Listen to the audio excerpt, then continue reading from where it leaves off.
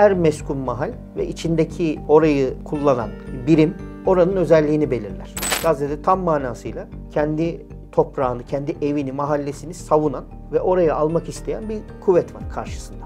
Savunmak isteyen savunmak için, almak isteyen de taarruz için elinden ne geliyorsa yaptı. Azov taburlarını gördük ve karşısında da Çeçenleri gördük. Rus ordusuyla beraber gelen Çeçenleri gördük. Hocam hoş geldiniz. Hoş bulduk. Nasılsınız? Şükür iyi. Sen sormadan ben söyleyeyim. Tabii buyurun. Abone oluyoruz, beğen butonlarına basıyoruz ve bildirimleri açıyoruz. Teşekkür ederiz hocam. Sağ ol hocam. Hocam bugün önceki videomuzda meskun mahal operasyonları nedir ve nasıl ilerler bunları konuşmuştuk. İzlemeyen takipçilerimiz için de önermiş olalım. Yukarıda çıkan karttan basıp izleyebilirler. Ama şunu sormak istiyorum. Gazze'deki meskun mahal operasyonlarına benzer bir meskun mahal operasyonu yaşandı mı geçmişte veya yakın tarihte? Tarihin içerisinde mutlaka var. Ama izleyenler için yakında olan Ukrayna Savaşı'ndan rahatlıkla örnekler verilebilir. Sanayi bölgeleri olsun, yerleşim yerleri olsun. Mutlaka iki taraf için de önemli olan yerler Meskun Mahal Harbi'nin konusu oldu. Önce istersen son durumla devam edelim. Tabii lütfen.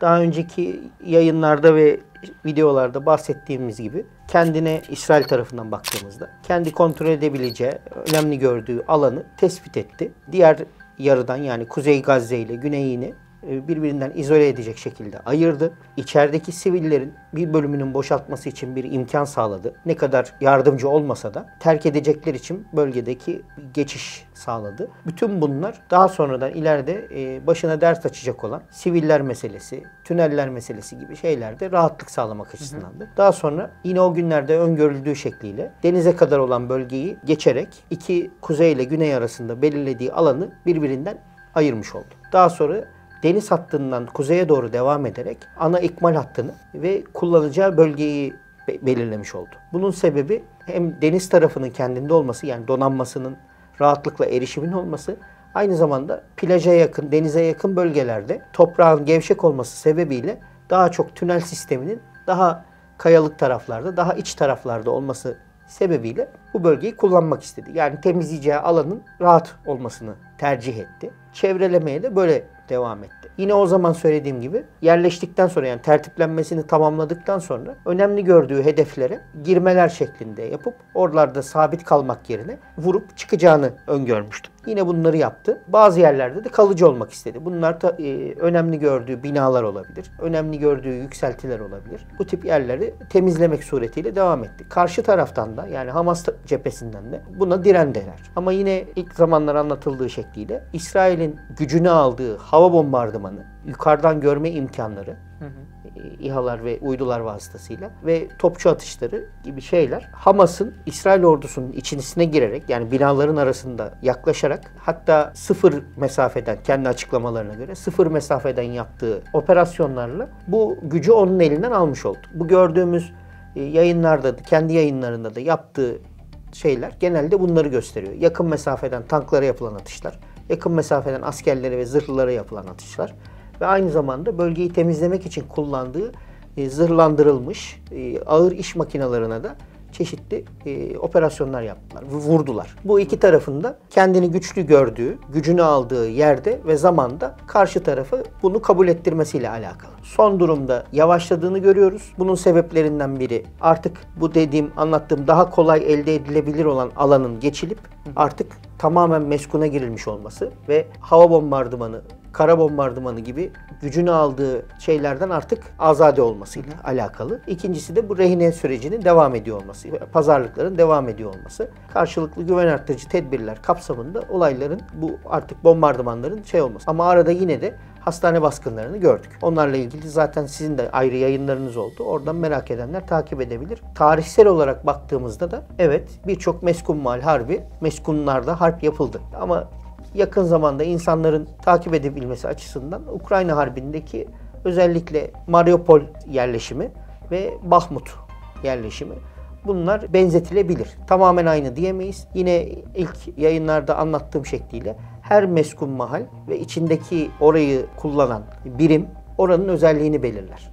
bunları birbirleriyle eşleştirmemiz zor. Ama genel olarak bakıldığında harbin mantığı devam ettiği için, aynı şekilde devam ettiği için bunları görebiliriz. Yine Bahmut'ta, burası Donetsk bölgesinin, Donetsk Oblast'ın yönetim merkeziydi. Yönetim kademesi oradaydı. İki taraf açısından da önemli bir yer olduğu için buradaki mücadelede tavan yaptı. Savunmak isteyen savunmak için, almak isteyen de taarruz için elinden ne geliyorsa yaptı. Sonuçta görüntüleri koyarsınız. Son durumu içler acısı. Tamamen yerle yeksan olmuş. Hayalet şehre döndü. Evet, tamamen düzlenmiş bir şekilde duruyor. Buradaki binaların yapısıyla Gazze'yi eşleştirmemiz çok zor. Bunlar daha çok Soğuk Savaş döneminden kalma. Stalinovska tipi binalar inşa edilmiş Bahmut ve Sosyal Mariupol'de. yapılar Sovyet Rusya zamanından kalma. Sosyal yapılar, kalın beton, yüksek katlı binalar, daha dar odalar, daha dar koridorlar gerektiriyor. Şu an Gazze ile karşılaştırmamız mümkün değil. Ama buradaki fabrikalar önemliydi. Donetsk bölgesi, özellikle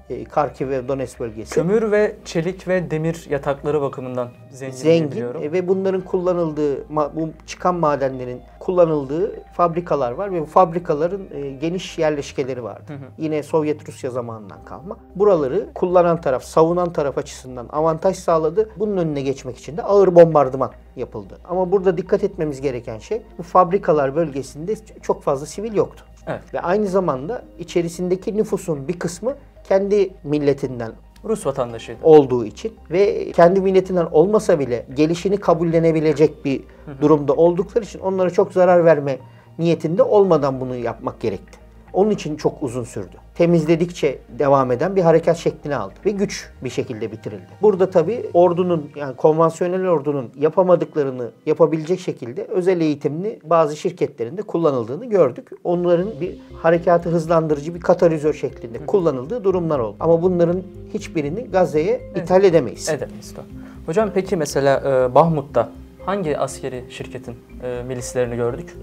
İki tarafta da. Wagner'in aldığı ve bayrak açtığı görüntüler elimizde var. Daha sonradan öldü sahibi. Bu kendi aldığına dair şeyleri var. Yine aynı şekilde karşı tarafta da, yani Ukrayna tarafında da yabancı savaşçılar şeklinde, bunu doğrudan şirket şudur budur şu millettendir diyemeyeceğimiz şekilde yabancı savaşçıların kullanıldığı açık. Çünkü bir süre sonra artık askerin eğitimi yetse bile, teçhizatı yetse bile psikolojik olarak bu işi kaldırması zor olur. Özellikle de iki tarafında aynı tavandan geldiğini düşünürsek birbirlerini öldürmeleri, birbirlerine çatışmaları zor. Bunun için daha çok işte paralı askerlerin kullanıldığını görüyoruz. Ama Gazze'de bunu göremeyiz. Gazze'de tam manasıyla kendi toprağını, kendi evini, mahallesini savunan ve oraya almak isteyen bir kuvvet var karşısında. Bunu eşleştirmemiz zor. Mariupol tarafına baktığımızda da yine sanayi olarak ve demiryolları açısından çok önemli bir noktaydı. İki tarafa da büyük getirisi olacak bir bölgeydi. Ağırlık merkezi bir bölgeydi.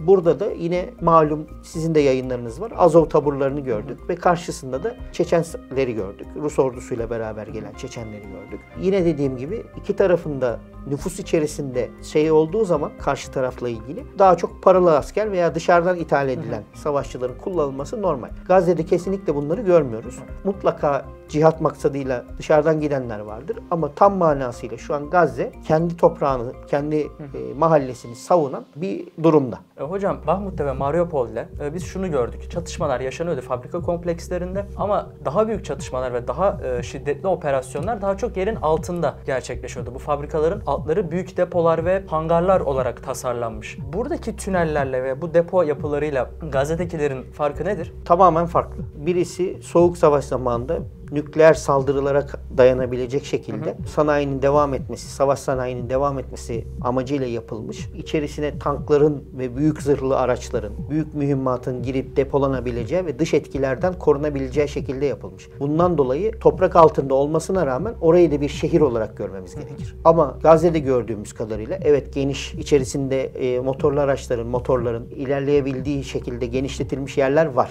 Ama bunlar irtibat sağlamak için yapılmış veya düşmanın ilerlemesine göre arkasına sızmak maksadıyla yapılmış yerler ve uzun. Buradaki yapıyı orayla karşılaştırmak zor olur. Hocam peki şöyle bir farklılıktan söz edebilir miyiz? Gazze şehrindeki binalar ortalama 2 kat, 3 kat maksimum. Doğru. Ve birbirine çok yapışık. Eski Türk mahalleleri gibi de bunu özetleyebiliriz. Daha yapışık binalar ve daha kompakt inşaatlar diyelim. Orta Doğu mantığıyla yapılmış. Orta Doğu mantığıyla. Evet.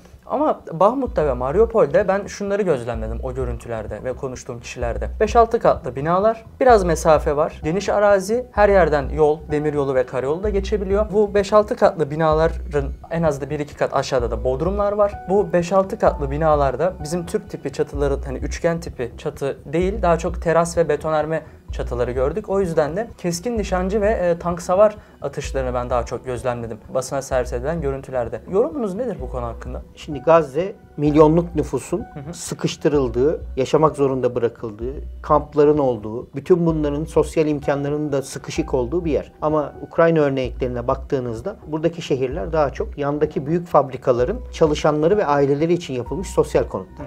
Daha ferah ve onların refah içerisinde yaşaması için. Burada daha çok sıkıştırılmış ve kapalı bir yapı var. Elbette tank savar atışları ve keskin nişancı atışları iki tarafta da var. İki tarafta kullanacaktır. Meskun Mahal Harbi'nin zaten gereği budur. Ama burada Gazze örneğinde gördüğümüz uzun mesafede atış yapabilecek tank savar silahlarının modifiye edilerek, değiştirilerek daha kısa mesafelerde ve emniyet mesafesi gözetilmeden patlayacak, paralanacak şekilde modifiye edilmiş olmalarıdır. Bu gördüğümüz Yasin roketlerinde ve diğer kullandıkları zırhlı araçlara karşı kullandıkları mühimmatta bunu görüyoruz. Normalde bir tank savar silahını atıldıktan sonra atıcısına, nişancısına zarar gelmemesi için, yakınında patlamaması için bir kurulma mesafesi olur. Bir emniyet mesafesi olur. Ve aynı zamanda bunun geriye doğru tehlikeli bölgesi olacak. O gaz çıkışının yaşandığı, basıncın olduğu alanda. Bazı görsellerde fark etmişsinizdir. Oda içerisinden ateş edildiğinde atana zarar verecek şekilde bir basınç ve ses ortaya çıkıyor. Bütün bunlar göz ardı edilerek o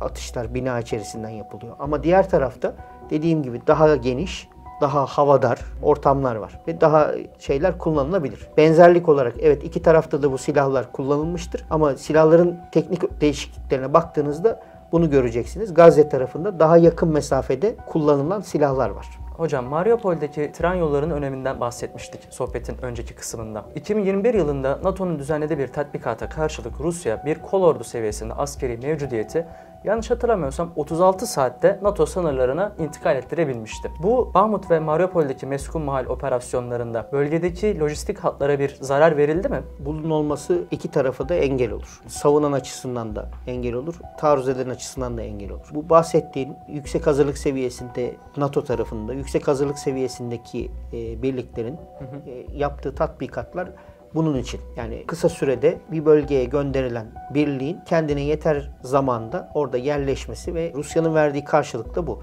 Bunun içerisinde tabii ki deniz yolu da var, karayolu da var, hava yolu da var. Ama Ukrayna özelinde, özellikle Mariupol özelinde bakıldığında daha önce ilhak edilen bir Kırım var ve bu Kırım'a erişim bir köprüden sağlanıyor. Kerç. Ki Kerç Köprüsü'ndeki son şeyde özellikle de Putin'in doğum gününde yapılan eylemler şeyiyle oradaki emniyetin tam sağlanamadığı belli. İstenildiği şekilde oranın korunamadığı belli. Kırım'a ulaşmanın bir yolu da bu demiryolu hatlarıydı. Özellikle yine Sovyet Rusya zamanından kalan bu fabrikalar sistemi Kırım'a doğru uzanan, Kırım'daki Sivastopol limanına kadar uzanan bir demiryolu hattını gerektiriyor. Bu ekonomik açıdan düşünüldüğünde evet önemli bir durum ama ordu açısından düşünüldüğünde ordunun mobilitesini, hızını, süratini arttıracak bir unsurdur. Bir bölgeden alınan birliğin süratle diğer bölgeye tertiplendirilmesi şeyle olacaktır. Mutlaka bazı köprüleri, bazı yerleri tahrip etmişlerdir ama tahrip ederken dahi iki tarafta bir sonraki aşamada orayı kullanacağını düşünerek bunu çok fazla tahrip etmeme yoluna gitmiştir. Nitekim Mariupol'ün alınmasından sonra Putin'in ziyaretlerinde de bunları gördük. Yani yolların kullanılması, demir yollarının kullanılması, tramvay hatlarının kullanılması gibi şeyler orada devam ettiriliyor. Bu iki taraf için de önemli bir durumdu. Gazze tarafına bunu ithal etmemizin mümkünatı yok. Çünkü o tarafa demiryolu hattı, kullanılabilen bir demiryolu hattı yok veya bir raylı sistem yok. Hocam eklemek istediğiniz bir şey var mı? Şimdilik bu kadar. Yine hatırlatalım. Hatırlatalım. Abone olmayı, beğen butonuna basmayı ve bildirimleri açmayı unutmuyoruz. Teşekkür ederiz. Ağzınıza sağlık. Sağ olun hocam. Her meskun mahal ve içindeki orayı kullanan birim oranın özelliğini belirler. Gazze'de tam manasıyla kendi toprağını, kendi evini, mahallesini savunan ve orayı almak isteyen bir kuvvet var karşısında.